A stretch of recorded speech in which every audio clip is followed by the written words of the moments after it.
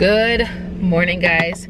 Welcome back to the vlog. It's been a long time since I vlogged, but today is a big day. Something interesting is happening. We are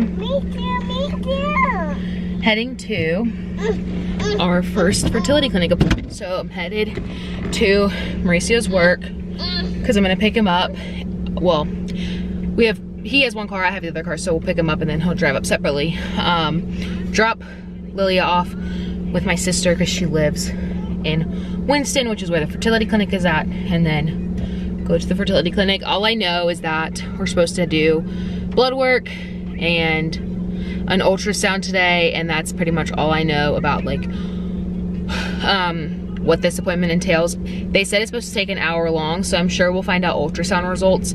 I don't know about blood work, how fast the blood work will come back, but I guess we'll just wait and see. So I thought I would take you guys along with me. I have done 3 letrozole cycles and I wanted to do another one, but I wanted to do a trigger shot with it.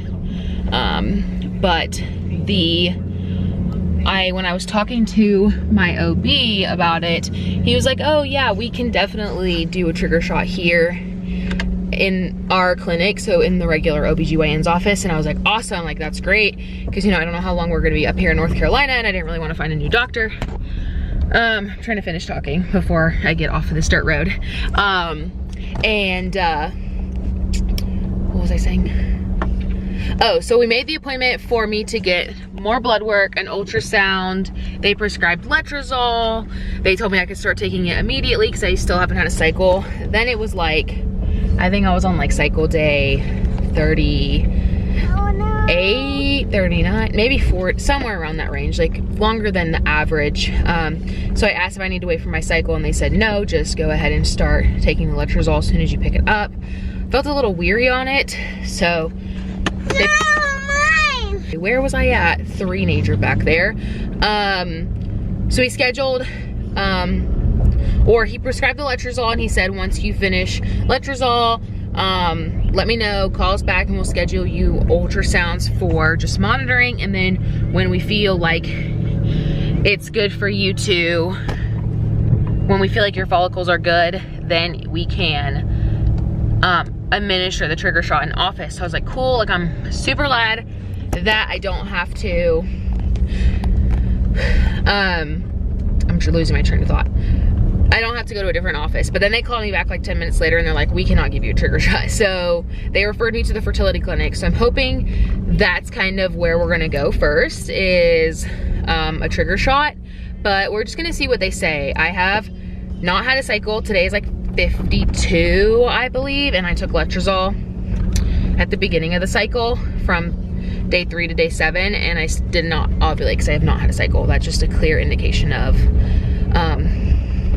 no ovulation. So I'm a little nervous, but you know, we're just going to start this process and pray about it and hope that we need as little treatment as possible, and we don't need any like IUIs or IVF or anything like that. We just need, you know, a little bit more monitoring and a little bit boost for the ovaries, and then that will help to have me ovulate a good quality egg and we will have a second baby. So I'm excited. I'm almost at the end of the dirt road, so now I need to stop recording so I can drive. But I'm excited, I'm nervous, but I'm ready. I'm ready for baby number 2. I'm ready for baby number 2, baby number 3, baby number 4, baby number 5, baby number 6. I'm gonna get pregnant with, what is that? Not quads. That would be like, I don't even know what 5 is off the top of my brain, but okay. I'll see you when we get there. Lilia is with TT. I've picked up Mauricio and now we're sitting outside of the clinic and I'm so nervous. I feel like my heart's gonna come out of my mouth and I'm gonna poop myself. You already pooped though. Not myself. I'm just so nervous. But it's time for us to go in and hopefully start to get answers. Maybe, hopefully. Good morning. I'm in the RV with Lilia this morning and I figured I need to find something else for that. I figured I wanted to do like a little update for you guys, because if you're not following me like on TikTok, which is where I post the majority of my stuff, you have no idea what's going on right now. So I just want to kind of do like an update video, sit down and talk, and just kind of update you guys and get you guys in the loop. Okay. The RV is a mess. I need to put all this stuff in the cargo trailer. I'm buying my mom's cargo trailer from her because we just have so much stuff. Like, this is all like, this needs to be washed, but like, this is Halloween decorations. This is like crafts and stuff that just don't fit in the RV. So I need to put all that in the cargo trailer. You're definitely gonna hear Lily in the background because we are in the RV together and it's a small space. Maybe I'll turn off her iPad. So, I don't think that I've posted a lot on YouTube. I've been super unmotivated in life. Oh, I can already feel myself starting to like wanting to cry. Just like, I feel like I wouldn't say that the decisions that Mauricio and I made almost a year ago I regret, but they definitely weren't the best decisions for our family, and we couldn't have known that until we made them and we got into the decision, if that makes sense. Like, they seem like the best decision for our family in the moment without knowing all the other things that were going to come with that decision, if that makes sense. So as you guys know, we moved to Wyoming, and then we lived there for most of the summer, a little bit of the fall, and then my mom's husband passed away, and that kind of like really pushed us to come back, because we were pretty miserable in Jackson for like the last like 2 months. Like, our marriage was super rocky, and we were just both unhappy, and we were just struggling mentally, and it wasn't fun. We lived far away from everything. We had no family, no friends, nothing. And we were also in a different time zone. So that also would be like a problem. Like, we would get home, Mauricio would get home, and it'd be like 5 o'clock, but it was like 9 o'clock for my mom. So like, it was just like a weird time difference. By the time like we settled down and Lily was about to go to bed is when we would call my mom, but for her that would be like 10, 11 o'clock at night. So that was hard. Also knowing that my mom was going through a lot, because my mom's husband was really, really sick. And she was going through a lot, and we were going through a lot, and my sister was going through a lot, and I feel like we were all just really struggling at the same time. And I feel like everybody in the world is struggling right now. Like, I feel like we live in such a like a weird time frame right now. It's kind of like the Great Depression 2.0, except for now you have like social media and stuff that brings it to light that you're like not alone, because a lot of people back then thought they were like alone in the beginning. Anyways, so we moved back here. The push was my mom's husband died, so that was like the push to like tell Mauricio like, okay, I want to go back. Like, I wanted to go home for a while, and he wanted to stay and give it a chance and like really try to make it work. And I was like, once he lost the air traffic controlling job, I was ready to go home. Like, I was just like, you know, we were living in one of the most expensive places in the whole US. Like, Jackson, Wyoming is like so expensive, like so expensive. When we were in Florida right before we moved, we were pre-approved for a home that was around like $325,000. And of course, that was also a pre-approval for Colorado as well. Like, we could buy a house in Colorado, because remember we were going to move to Gypsum. And then, okay, we were like, okay, well, can we do that in Wyoming? And they were like, yeah, you can do it in Wyoming. But there was like no houses in that price range in Wyoming where we were at. Like, the bare minimum was like $500,000, and that was like, you know, like a rundown home on no property. And it was just like, if you're gonna put that much money into a house, like, when we knew in Florida for $325,000 we could have gotten a really beautiful starter home, like, you know, that was ready to move in on a good piece of like land, not land, but maybe you don't really know what you'd downsize the house, or maybe not have a super upgraded house, but we could have gotten into a neighborhood that had nice pieces of like you know, you weren't like crunched up onto each other and stuff like that. I think that's one of our biggest regrets, is that we could have bought a home right then and there and we decided not to. And I wonder why we decided not to, because we could be in a home and just be, you know, still be in Florida near the beach where we love to be at. But yeah, so we moved back here. Look, I'm rambling. It's gonna probably be a long video. I'm sorry, guys. So we moved back here. We put the RV in a RV park down the road from my mom's house, and we stayed there for like the first month, but then they closed for winter. So then we moved the RV up here where it's sitting now. It was too cold to actually be in the RV, and we are not on like the voltage for the RV. We're just on like house voltage, so you can only have certain things running. So I have the heater is connected to the house, so like it goes through the window, so it's not taking up any electricity in the RV. But like you can't turn on the microwave at the same time as the TV. You can't turn on the coffee maker at the same time as the TV. Like it can only be like one major appliance. You can't have both ACs running, which we don't need both ACs right now. But then our heater, I don't know if our heater is broken or if there is something in it. It sounds like something is in it. And honestly, it's just been like, you know, we're not in here to get it fixed. Like, it's just not a thing. And then we had where the tree fell through the roof.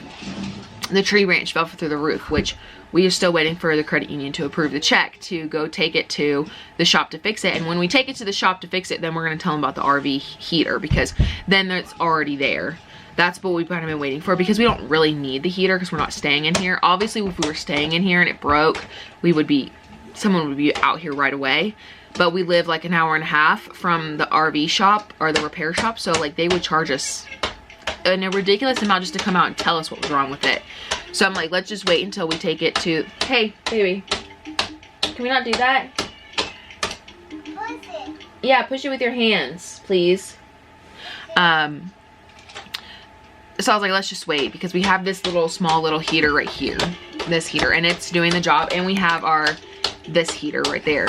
So I was like, let's just do it all in one time. So we've been staying in my mom's house, which is a little cabin in the woods, and it's been fine, you know, but. Mommy, dollies? What, baby? Dollies. Dollies? Yeah. They're probably in your basket, baby. And you just like, and it's fine for a while because we were with my mom and she really needed it, and I feel like she really needed us here. With Lilia and me, Mauricio, I'm really grateful that he found a job super quick here, and that I still can work literally from anywhere in the US. Like, I can work, which has been really nice. So I've still brought in like the same amount of money I've actually started to bring in a little bit more money because of social media. On TikTok, I've just been a little bit more consistent over there.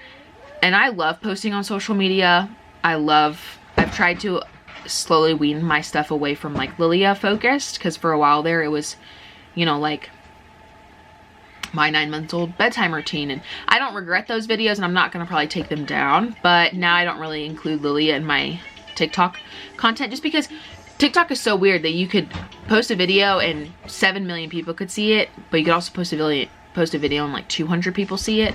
And I don't want to post a video with my daughter and then like 7 million people see it. And then, so on YouTube, it's just smaller chance for you to like blow up.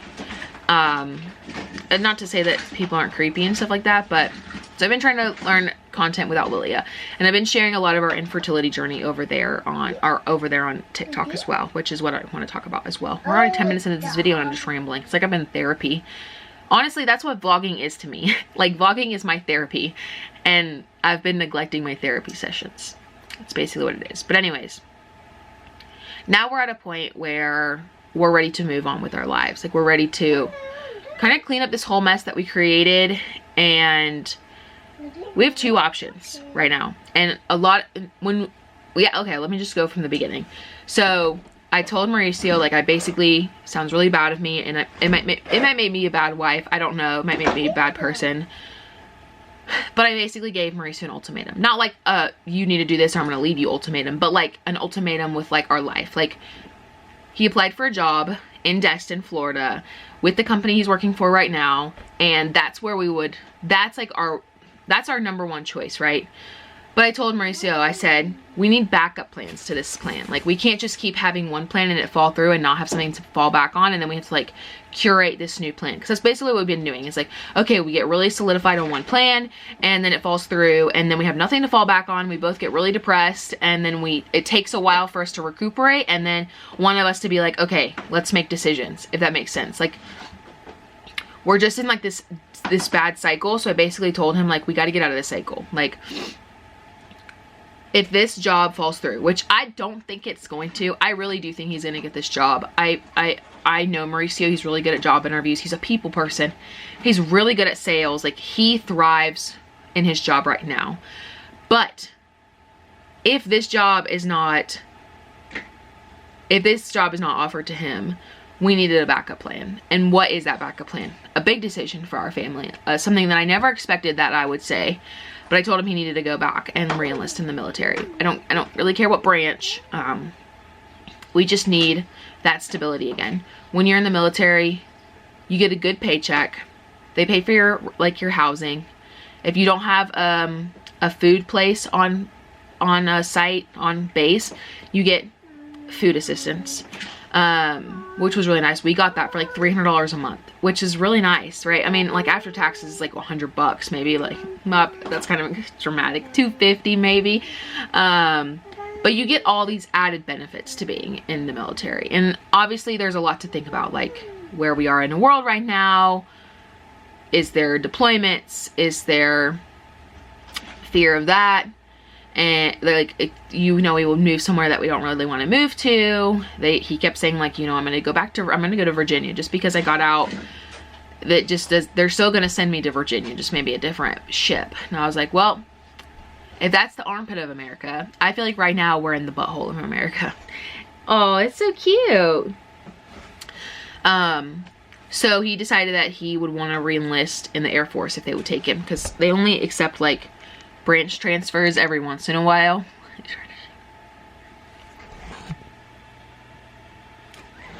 Mommy, what? Okay, baby. No, don't do that. I move it. No, baby, you gotta. Mommy's talking, okay? So he wanted to go in the Air Force, so he called the Air Force recruiting office, and they were like, "Oh, we only accept like 100 branch transfers a year." And they called him back and said, okay, you can go in at the same rate, the same job as the Air Force. Mommy, a shoes. Yeah, she is wearing shoes. So we have an appointment on the 29th to go to the recruiting office and find out, what that all entails for our family. Now, I hope by then he finds out that he got the job and tested and we don't even have to go to the recruiting office. But we have to follow through on these backup plans. We have to. Like, there's no ifs, ands, or buts. Like, we have to. We can't get upset. We can't get depressed anymore. We can't like clack back and forth anymore. Like, we've got to grind for our family and for ourselves and for our happiness. Like, that's what's really important. So she is wearing shoes. No, I forgot my train of thought. Okay, so he's going to the Air Force recruiting office. Oh my god, my train of thought is like shocked because there's so much going on in our life right now. So that was our plan. And then obviously we've been trying to have a second baby because, Lily is 3, almost 3. She'll be 3 in a month. And this was we wanted to start trying as soon as he got out of the Navy. But we started trying probably 6 or 7 months before he got out of the Navy. Once we found out that he was actually going to be out of the Navy. And we just wanted to have the baby as soon, like when he was out of the Navy, if that makes sense. Which was kind of dumb of us because now they have 12 weeks off. But I think when we got out, when he got out, they did not have 12 weeks paternity leave yet. But now they do. So we wanted to plan it. So I think we maybe started trying like 7 or 8 months before he got out. Officially. Now my cycles are so irregular. Like, I have 125-day cycles, I have 40-day cycles, but we tried as best as we could. But once we got to Wyoming, at that point it had been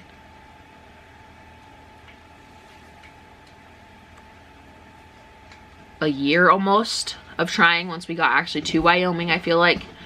Right now we're on 16 months. This is the month 16th. When I looked back at my phone, like pictures and stuff of like me recording ovulation tests and pregnancy tests, it had been, this was the 16th month. This is not the 16th cycle, but 16th month. So I may start trying a little bit before. I don't know. Honestly, that part of my life is a huge blur now. But I don't know. I guess we might have tried a little bit earlier. Anyways, I knew that we probably weren't going to get pregnant naturally without going to the doctor. So we tried. And then when we got to Wyoming, I was like, okay, let me find an OB. Let me go get letrozole because I didn't want to take Clomid again. But then we didn't like Wyoming. We got really depressed. I didn't really want to go to the doctor. So then we just continue to play naturally, but my cycles were like 125 days long. Like that's 3 cycles a year in theory. And I think in Wyoming was when I started posting it on TikTok. I kept the whole first year to myself because, you know, I really wanted to, I did want to document it, but I was hoping that it wasn't going to be an infertility journey. I was just hoping that I was going to get pregnant and I could, like, you know, I didn't really want to document trying because I just wanted it to be. And then when we got here, I was like, well, let me go to the OB. I went to the OB. I got letrozole. I did 3 cycles of letrozole. All of them failed. I had an appointment with my OB after the 3rd month. He said that he would do letrozole and a trigger shot in his office. And I was like, cool. I don't want to go to a fertility clinic right away. So that sounds good to me. Then like 10 minutes later, he called me back and he was like, we can't do a letrozole in office. I have to refer you to a fertility clinic, well, reproductive endocrinologist. And I said, okay, if that's what you have to do, that's what you have to do. And probably a blessing in disguise because nothing that he probably would have done would have worked. So I had an appointment with the reproductive endocrinologist. With the first appointment, it was like 2 hours long. We just went over what we've tried, what we haven't tried, my cycles, my regularity, what do we want for our future, what do we want for our family, like all those things factor into what best option is for you. Because if you want like 5 or 6 kids, obviously different options are better for you. If you want like 2 or 3 kids, so we like said we didn't know exactly how many kids we wanted. It was around the number of like 3. We said in the range of 3 to 5. Like that's basically the range we said, just because 3 is like where Mauricio's capped out. I think we should have like 4 or 5, but Mauricio's pretty capped out at 3. So,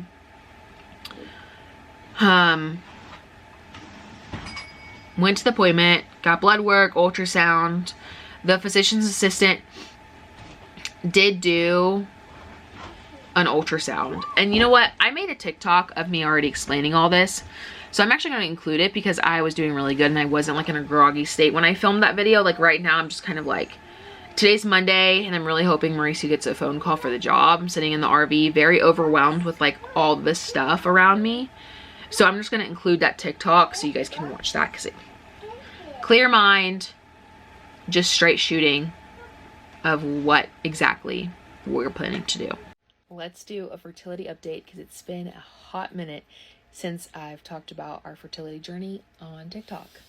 I think the last time I discussed it, I mentioned that I had an appointment with my OB. I was then decided to do letrozole cycle with a trigger shot, and I was super excited because I didn't need to go to a fertility clinic. Come to find out that was false. He had to refer me to a fertility clinic. So I was waiting for my fertility appointment and I had not gotten my cycle. So that's where I think you guys were left off at.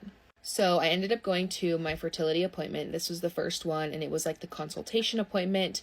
It just kind of went over like what we've done, what we've tried, what we haven't tried, our lifestyles, what our goals for fertility are, what is the goal for our family, and just a bunch of questions. It was like 2 hours long. Also in that appointment, I had an ultrasound, so I had a transvaginal ultrasound, and also blood work was drawn. Luckily, the physician's assistant, who I'm working directly with, did the ultrasound, so she was able to tell us what we were looking at. She looked at the right ovary, and she described it as kind of like a tire. All of the follicles where the eggs are around the rim, so it looks like a tire. And that is suggestive of PCOS. Now, she said that she doesn't like to just run one test and say you have PCOS. So she said that she wanted like 2 or 3 tests telling her that, okay, this is probably indicative of PCOS. So that was just one. She then moved to the left ovary, which she could not look at because I had a cyst the size 4 centimeters by 5 centimeters. She wasn't concerned about it. She just wasn't able to look at that left ovary, but she said it should just go away on its own. If not, we'll just keep monitoring it and make sure it doesn't exceed 8 centimeters. So then I had my blood work drawn. She did my AMH. She did a soft marker test, which is like called CA125, I believe. It's like a soft marker for endometriosis. And then she also tested my testosterone. I didn't get results back for those blood work until my appointment that I had that followed up with that. Before we could have that appointment, my husband had to go get his analysis done. So he went and got his analysis done, and then we had our appointment, which went over all results, which were for all 5 tests. So that is basically where we're at now. We've had our follow-up appointment. We know our options. We have until cycle day 1 to kind of decide what we want to do. So I'm just going to talk about a little bit about what was suggested and what our next steps might be. Me and my husband have not decided like a for sure answer of what we're going to do, but we do have an idea, but unfortunately life comes into it as well. So although we want to do one thing, we just have to look at it from a life standpoint as well. And I think we just need a couple of days to think about it. So she tested my testosterone, which came back elevated, which is suggestive of PCOS. She tested my AMH, which also came back elevated, which is suggestive of PCOS. And then she also checked that soft marker for endometriosis, and it was also positive for what they would assume as endometriosis. The only way to definitively diagnose endometriosis is to go in surgically and see what's going on, but she is not recommending that at this time. So that is not something that I will know for sure if I have it or not, but just knowing in the back of our minds that that is a possibility of what could be stopping us from successfully becoming pregnant in the future. So with that in mind, my husband was perfect. He's not even a problem. So it's just me, and this is kind of our plans. So she gave us 3 options. We could either do fertility medication again with monitoring, a trigger shot, and then timed intercourse. Now, of course, she went over all 3 options before giving her opinions, but I'm just going to go ahead and give her opinions as I say them, just because I don't want to backtrack. She basically said that this one had like a 5% chance success rate because of having signs of endometriosis. She goes, the sperm is going to have like a very hard time reaching the egg successfully. So this was kind of one that she says you can do it if you want, but it wasn't the one that she suggested. I need to drink some water. So option number 2 was fertility medication, monitoring, trigger shot, IUI. And the reason why she would recommend this one as the first step, in theory, this isn't technically what she suggests, but this is what she would suggest us start with if we were going to start small. Because it would bypass all of the endometriosis that could possibly be in there. Like you put the sperm right where it needs to be, and that gives you about a 15% chance of success with pregnancy. The third option is obviously the most invasive option, and this is where you just like hit the ground running, is IVF, which if you're not familiar with, that is where you'll go through like an egg retrieval. They'll fertilize the eggs. You'll hope they'll become healthy embryos, and then they'll transfer the embryos. Obviously, there's a lot more that goes into that, but that's the gist of what IVF is. So those were our 3 options, and we are very fortunate for where my husband works. They cover fertility treatments to an extent. That is something that's very important to remember and to think about in our scenario. So I know that this is something that I'm very privileged to have. I'm very lucky. Not a lot of companies offer fertility benefits, but the one that my husband works at, does offer fertility benefits, and they do cover IVF. The only thing is that you are kind of limited. This is when I mean life gets in the way, because me and my husband have talked about making some really big decisions for our family regarding his job and what we're going to do. And now this is going to also play in a factor, because what we want to do, IVF would not be covered. No fertility would be covered. And right now where we're at, where his job is at, where he's working, it is covered. Now, IVF is extremely expensive, so I also have to keep that in mind, that if we make the switch for jobs, then we're out that. We're currently waiting for my husband to hear back from a different position within the same company, and that's what we really, really, really, really want. That is our goal, to bring us back down to Florida, start this life that we have been waiting to restart, because we've been living in an RV and we've just been kind of in limbo for a year. But now I'm getting off topic. So this is what I mean, like life gets in the way. But let's talk about the insurance. So the insurance that we have, it was kind of explained to me that you have 3 full pies. Each pie is divided into 4 slices. So the medicated cycle with timed intercourse is 1/4 of the pie. And then the medicated cycle with an IUI is like 1/2 of a pie. And then IVF is like the whole pie. Does that make sense to you guys a little bit?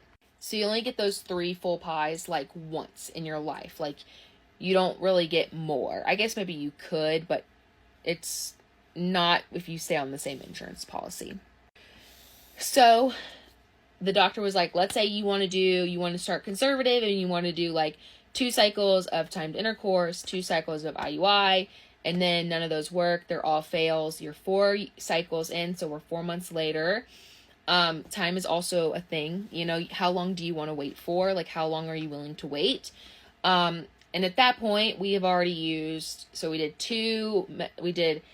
2 timed intercourses, so that's 1/2 a pie. We did 2 IUIs, so that's 1 whole pie. So now we only have 1.5 pies left. So that's only 1 full IVF transfer that's going to be covered. So let's say that we do 2 timed intercourses, 2 IUIs, 1 IVF cycle, and it fails, all fails. Now we're left paying out of pocket, knowing that we needed IVF in the very beginning. So you guys get what I'm saying? Like, she's obviously, if you don't have insurance, if you don't have what we have, obviously starting small because you're paying out of pocket and you're hoping that what you pay for, the least amount, is the successful thing for you. For our situation, we could start small and maybe be successful. We don't know. That's the thing, is that we don't know. We just know that my body is not going to respond to, like, it's not going to respond very well to option 1. Option 2 is kind of iffy. Option 3 is like solid. Like, you could be looking at having multiple healthy embryos and having an option for future children as well. I'm running out of time. I'm on my last minute. So those are our 3 options. That's where we're at. We have not hardcore decided what we're going to do yet, but I feel like we have an idea, and you guys probably have an idea of what we're going to probably do as well, but I'm not going to share that until we actually start the process, and I don't have to decide until my next cycle day 1. So that's where we're at. That's kind of what we're leaning for. I know a lot of people might have opinions and stuff like that, but this is what was discussed with me and my husband and our medical professional, and that's what I highly recommend for everybody else. What works for you might not work for me. What works for me might work for you. So let's just make sure that we're not throwing out a bunch of like, well, you should try this, you should try this, you should try this, because that's not cool in fertility. But anyways, that's my update. That's where we are, and I hope to update you guys as soon as I know more and feel comfortable sharing. Okay, so now you guys know exactly what our options are and what we plan to do, or you don't know what we plan to do, but you know what our options are. So where are we at now that I told you, like, we have the job in Destin, we have the Air Force lined up? Where does IVF line up? Because our doctor said that's like our best shot. IUI first, then IVF, but because we have insurance, which is the kicker, I explained that a little bit in the video you guys just watched. We have fertility insurance through Mauricio's current job right now. And though the military does have resources for IVF, which is one of the questions we're asking on the 29th, their insurance does not cover it. So we would have to get like grants and stuff like that. And I don't know how long that would take to get grants. I don't know if we've been trying long enough to get a grant. So that comes into play now. Like, do we want to stay at Lowe's? I try not to think negatively, but if he doesn't get this job, do we stay here at Lowe's do IVF, do our first transfer, hope it works, and then sign up for the Air Force now that we had our embryos. And then by the time we want to transfer another one, we will be, you know, back to being normal where we can actually save money. Right now, all the money I'm saving is for a house. Like, every penny I put away is for a house. So I try really hard to save a lot of money for a house because I want to buy a house really bad. I don't know. My brain is just like groggy at this point. Like, it's just mush. Like, I'm just ready for,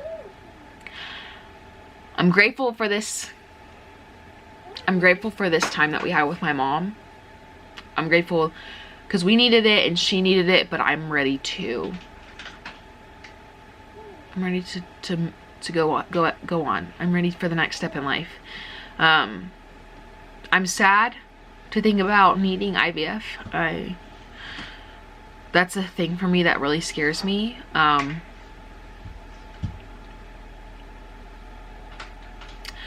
scared of, like, you know, when you tell people that you can't get pregnant naturally, like, you're scared that they're gonna look down at you or think that you're incapable, and I already think of that of myself.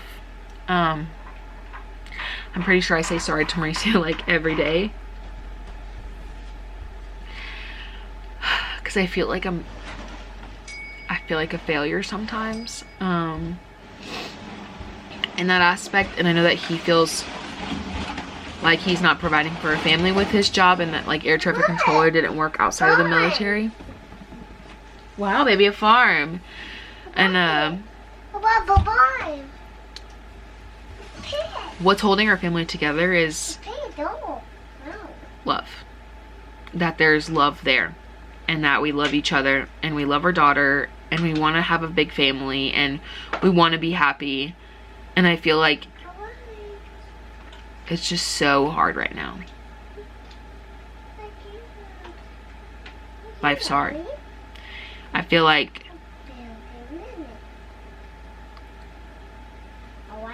we made a mistake. And I don't like to think like that, because I don't think anything that anyone does in life is necessarily a mistake, because your life was planned before you were even conceived. And that's the crazy part. Like, God already knew that I was going to go through this. He knew Mauricio was going to go through this.